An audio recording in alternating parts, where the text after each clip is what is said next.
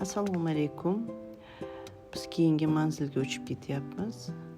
Bu ham bo'lsa Baku shahri.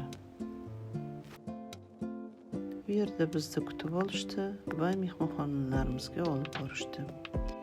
Dam olganimizdan keyin ertasi kun shahar bo'ylab bizlar aylandik va eski shaharga bordik. Ob-havosi haqida ozgina ma'lumot bermoqchi edim. Ob-havosi juda yaxshi, iliq, yomg'ir yog'ib turar ekan, hamisha shamol esib turar ekan. Mana eski shahar qal'asiga ham kirdik.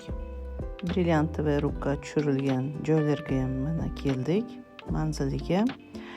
Mana shu joyda Черт побери deb Nikulin bananga tayinib ketgan. Esladilaringizmi? Mana shu joylar edi.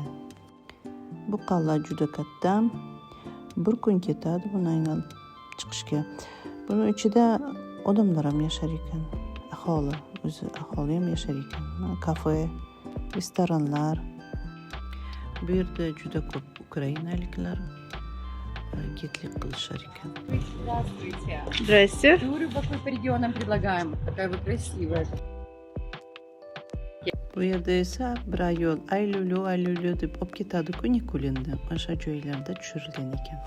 Bu esa bizda Xorazmdagi Kaltaminorga o'xshar ekan.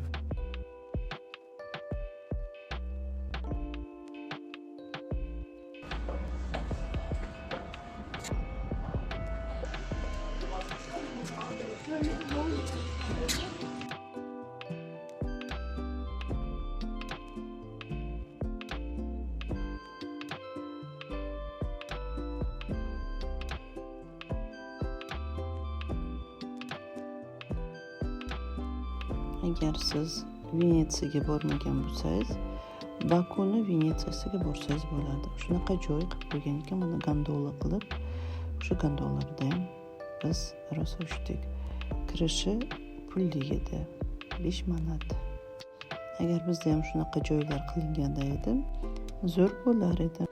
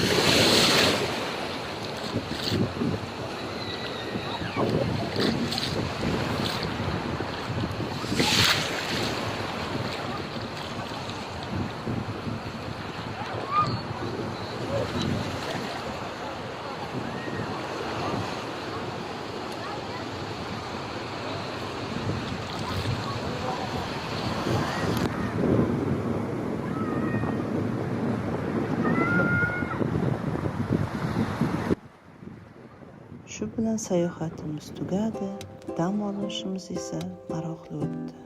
Baku shahriga xayr deb qolamiz. Ko'rishguncha.